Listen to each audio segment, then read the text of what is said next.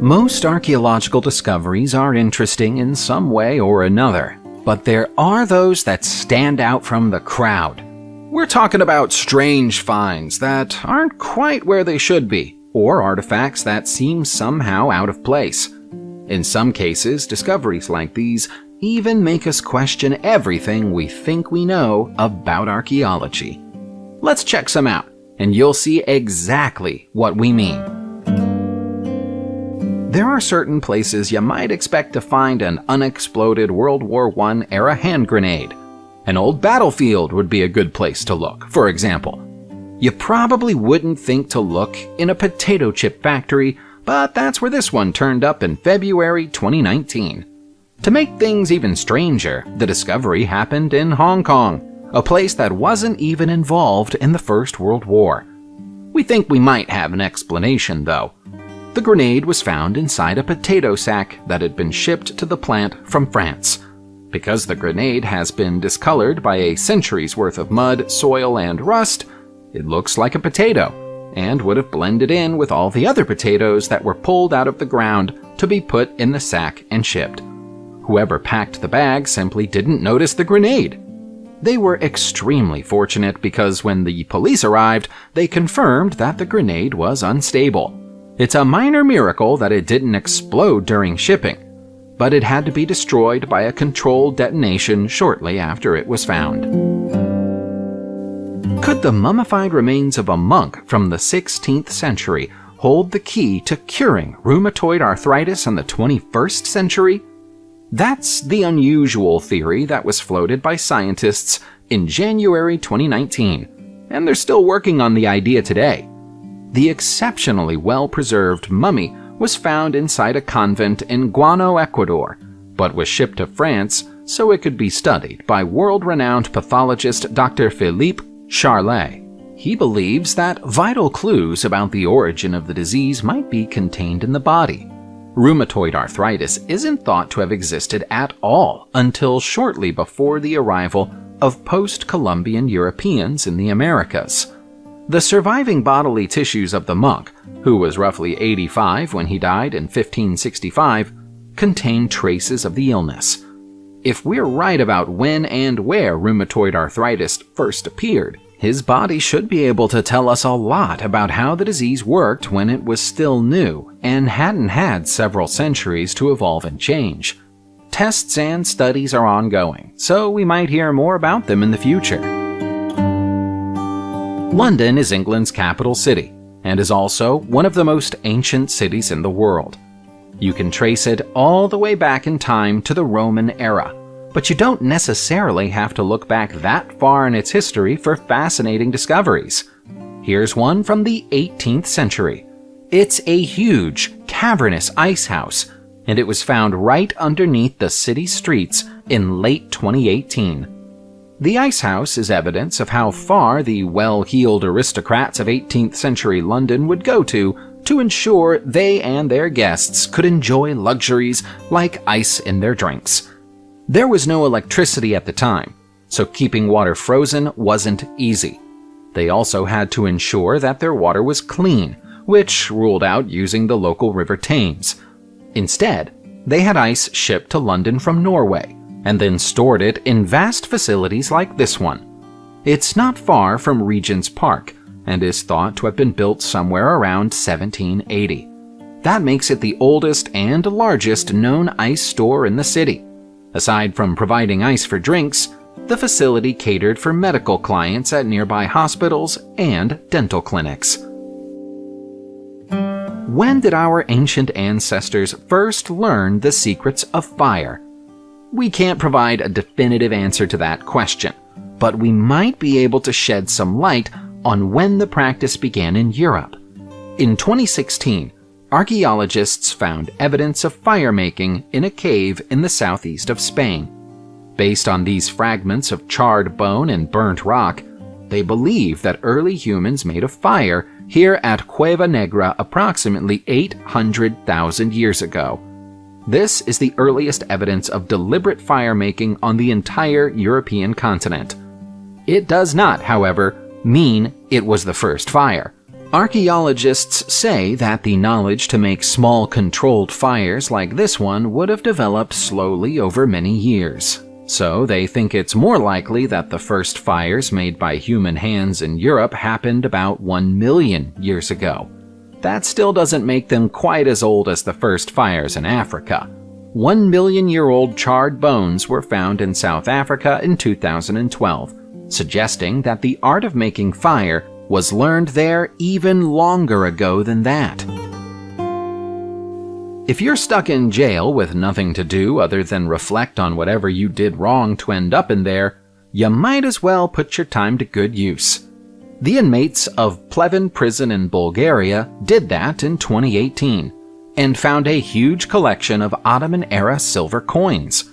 The inmates were carrying out agricultural work within the prison grounds in November that year when they came across the coin collection barely 1 foot beneath the surface. The coins were found divided between 2 large pots and appear to have been buried deliberately during the 19th century.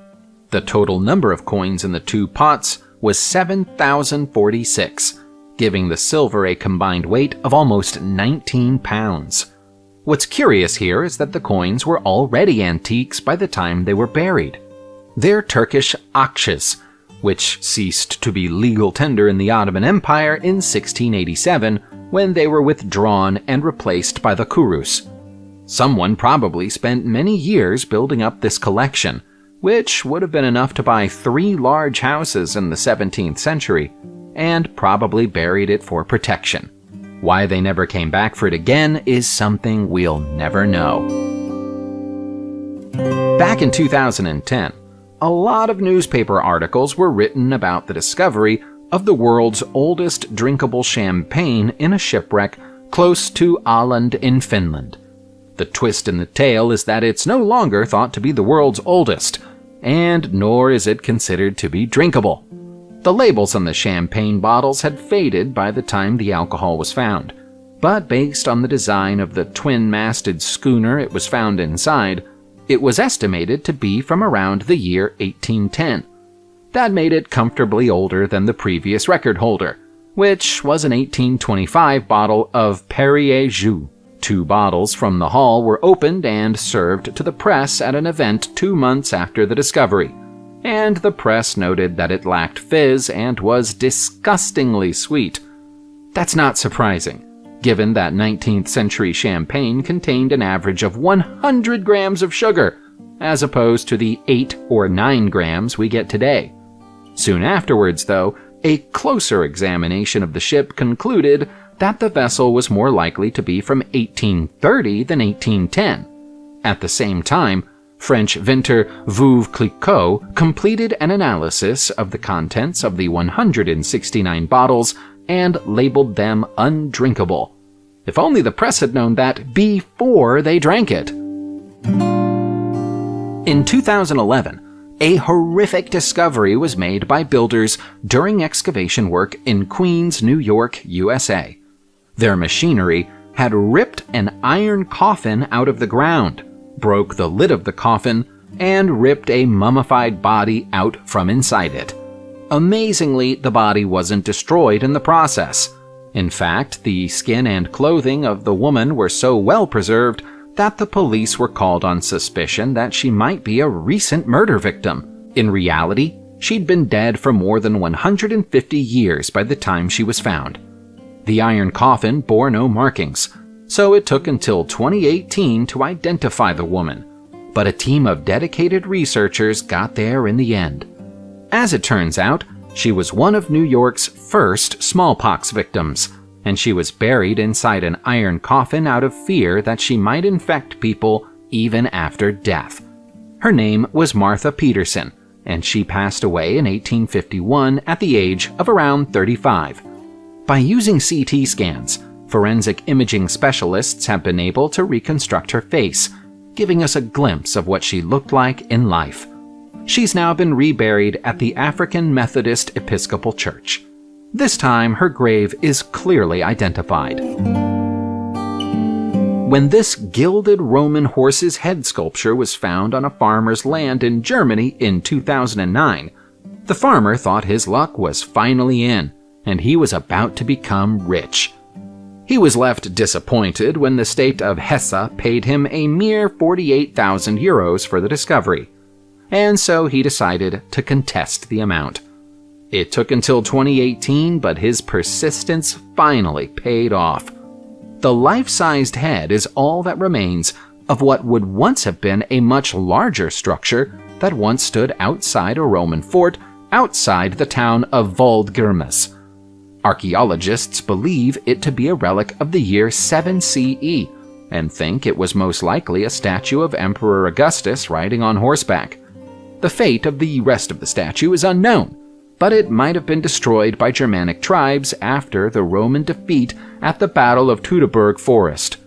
Dismembering the statue would have been a symbolic representation of the defeat of the occupying forces.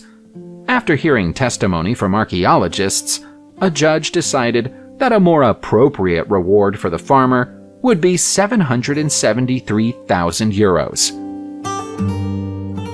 It's not quite true to say that you'll find old Aztec temples and monuments everywhere you go digging in Mexico, but they do have a habit of turning up in unexpected places. We saw that happen in late 2016 when this circular stone platform was found underneath a supermarket in the Tlatelolco district of Mexico City. Archaeologists were called to the scene after the structure was found, and it didn't take them long to identify it as a temple dedicated to Quetzalcoatl, the Aztec wind god. It's roughly 650 years old. Archaeologists in the country aren't sure why it's never been noticed before, as the supermarket that once stood on top of it wasn't built until the mid-20th century. Gruesomely, the archaeologists also found the remains of sacrificed humans and animals around the platform, including infants. Now the temple has been found, efforts are being made to ensure it's never forgotten again. The site has been fully preserved since its discovery and is now open for the public to come and view it through a protective glass window. Let's stay on the topic of ancient Mexican discoveries for a moment. In 2003, archaeologists found a secret tunnel beneath the famous Temple of the Feathered Serpent in Teotihuacan. It's very difficult to access the tunnel, so most of the exploration work has been performed by robots mounted with cameras. Because of that, the process has been very slow. In 2021, archaeologists were amazed to discover bouquets of flowers inside the tunnel. Despite being approximately 2,000 years old, the bouquets are so well preserved that the cotton ropes that tie the stems together are still in place. The symbolism of the flowers is unknown, but experts think it has something to do with the beliefs that these mysterious ancient people had about the afterlife. The tunnel has pyrite in its ceiling to symbolize the stars, and mercury on the floor to represent the earth and all its water. The flowers might therefore have been representative of flora. Why anyone would go to so much trouble to do all of this in a narrow space and then deliberately fill it with soil and rocks is a mystery. Anything that falls into a peat bog in Ireland is likely to be preserved inside it for thousands of years. That's as true of people as it is of artifacts, but in this instance, we're talking about an artifact. It's this curious wooden idol, which was pulled out of a bog in Gortnacrana, County Roscommon in August 2021. It's human-shaped, but not so much that you'd actually call it human. It's 8 feet tall for a start, and its torso is covered in precisely carved horizontal notches. Idols like this have been found in Ireland before, but never one of this size. After carrying out tests on the relic, archaeologists say it's around 1,600 years old and belongs to the Iron Age. They also found animal bones, human bones, weaponry, and golden objects that seem to have been thrown into the bog at roughly the same time. In all probability, that means the idol was a votive offering of some kind. As for what it represents and why it was made in the first place, that's a secret that only the Iron Age residents of Ireland know. In July 2021, archaeologists confirmed the discovery of the longest cuneiform inscription ever to be found in Saudi Arabia. And it's not just any old inscription. The text of the 2,550-year-old carving identifies it as the word of Nabonidus, the last king of Babylon. Saudi officials haven't given away the precise location of the basalt stone that bears the inscription, but we can see from these pictures how clear the markings are. The king is illustrated with his royal scepter in his hand, next to pictures of the moon, a snake, and a flower. There was presumably a symbolic meaning to these images at the time they were created, but the meaning is sadly lost on us in modern times. Beneath the pictures are a whole 26 lines of cuneiform text. The text has not yet been translated, but it's a work in progress, and more should be known about it soon. Historians have never been sure why King Nabonidus chose to settle in Saudi Arabia in the first place, so it's possible that the translation will finally solve a very ancient mystery. Alternatively, it might tell us what happened to the king after the Babylonian Empire was crushed by the Persians. Subscribe to the channel, turn on the notification bell, and enjoy watching new videos on my channel. Thanks for watching, and see you soon!